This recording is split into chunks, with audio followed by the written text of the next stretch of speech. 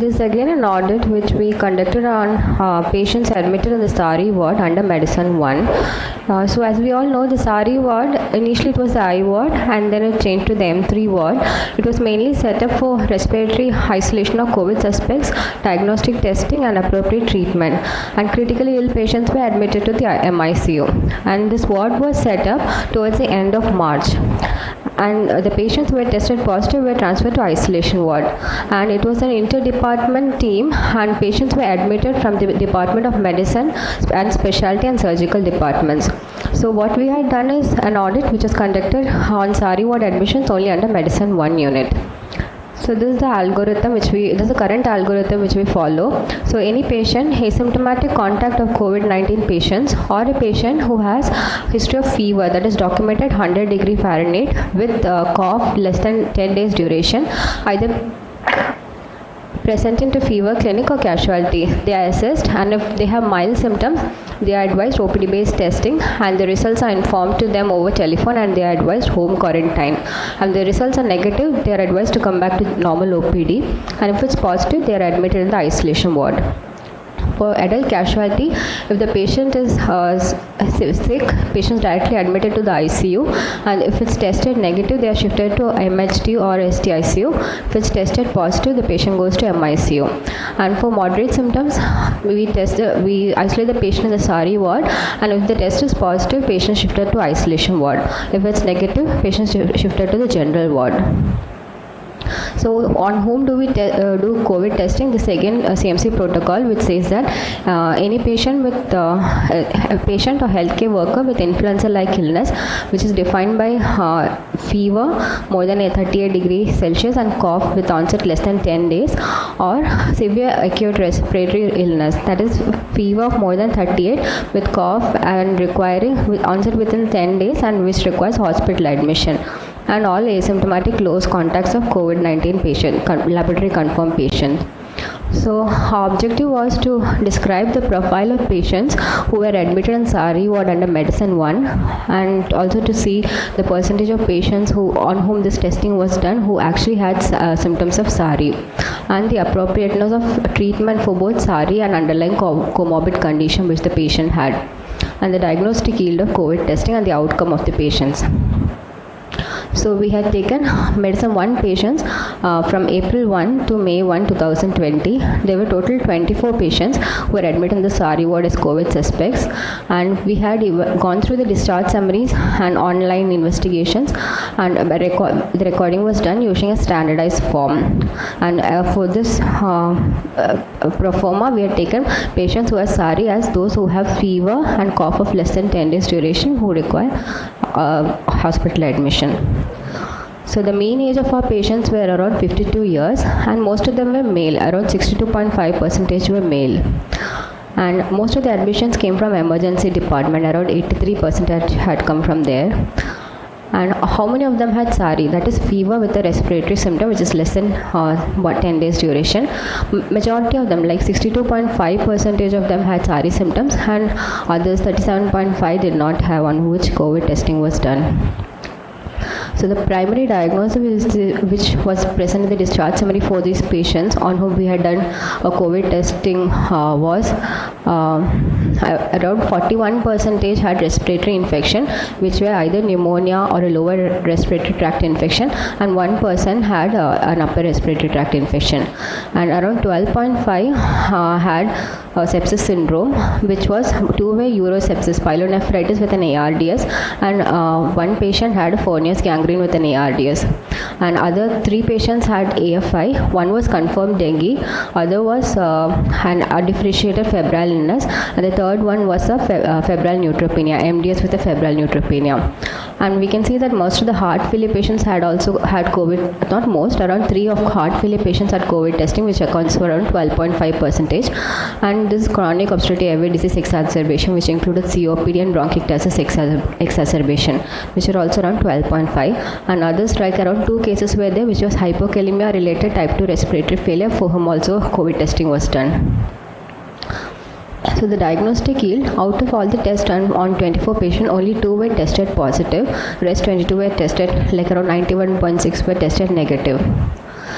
And when we look at the treatment, most of them had received appropriate treatment. All SARI patients who had presented with respiratory symptoms were on appropriate antibiotics and antiviral, and those who came with sepsis syndrome were covered with appropriate antibiotic, and the underlying comorbid conditions were also addressed, for example anti-failure medications for heart failure.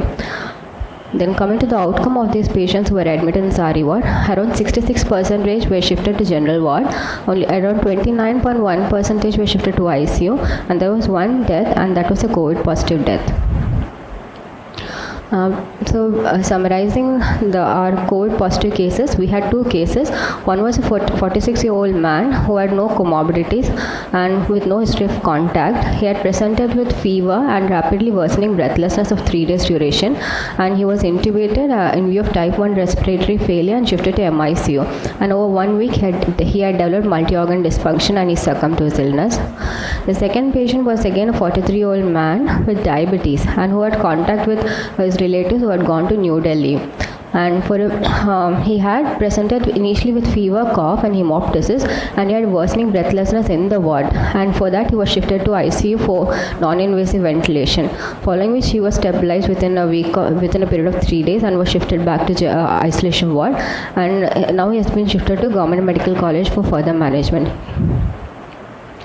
So the summary of our audit, we had around 24 patients in SARI ward under Medicine 1 over the past 1 month, and 62.5 patients of them had SARI symptoms on whom the COVID testing was done.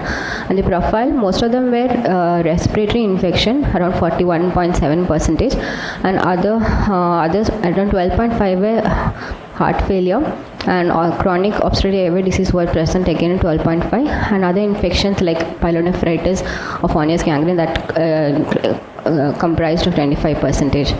And the diagnostic yield was 2 out of 24, that's around 8.3%, and adverse outcome was only 1 death recorded, which was due to severe COVID-19 infection, and both the SARI and the comorbid illness were adequately addressed.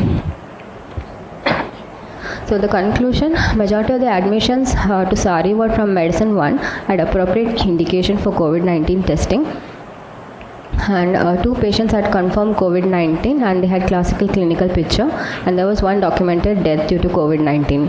And the SARI ward admission did not compromise the treatment of the underlying disease. And also the audit showed that SARI ward was able to functionally fulfill its purpose.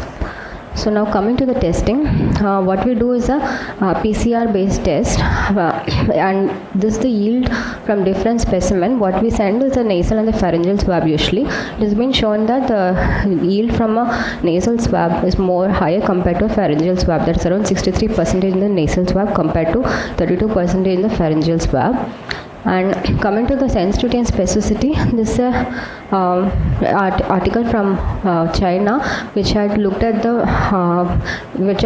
87 confirmed COVID patients and had assessed the diagnostic accuracy of pharyngeal swab.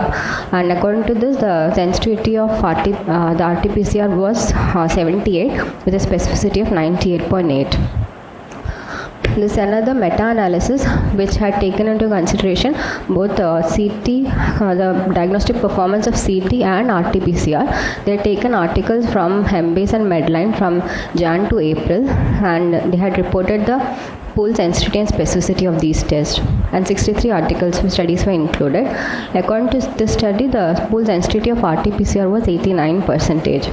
So what we do in CMC, we use the Altona kit, which is a real-time PCR, and for screening, the kit uses the E antigen, that's an envelope gene, which is an envelope gene, and for confirmation, it uses the S gene, which codes for the spike protein, and it has an internal control. And a test is reported positive if the E gene is positive, S gene is positive, and the control is adequately amplified. And a nasopharyngeal swab is preferred, and it has to be transported at 4 degrees Celsius and should reach the lab within half an hour.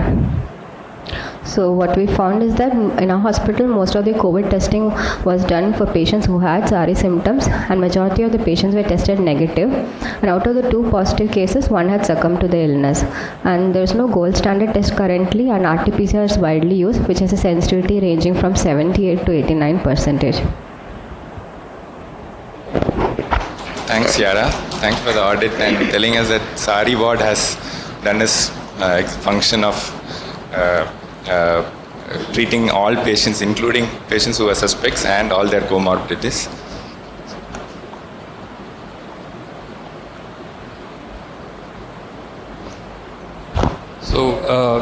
So what we didn't audit was the patients who came from other units. But I think the protocol that we follow in medicine is seems to make sense.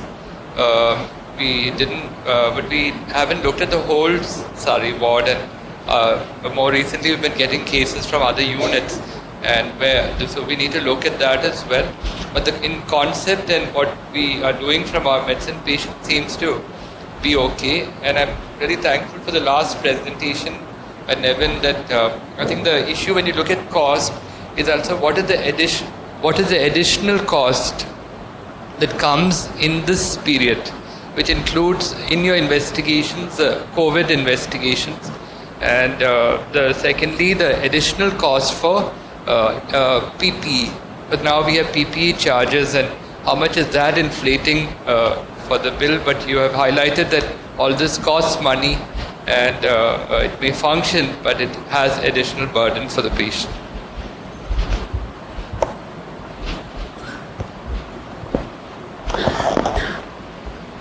One word of caution about interpreting that sensitivity. To estimate the sensitivity and specificity of a diagnostic test, this has to be compared against a reference standard in patients with the disease and without the disease, which has not been done in any of those quoted studies. It is just patients admitted, done PCR, done CT thorax. So they are actually not true sensitivities of the test. So let's all not leave this room with the idea that this test has 80 to 90% sensitivity. We don't know.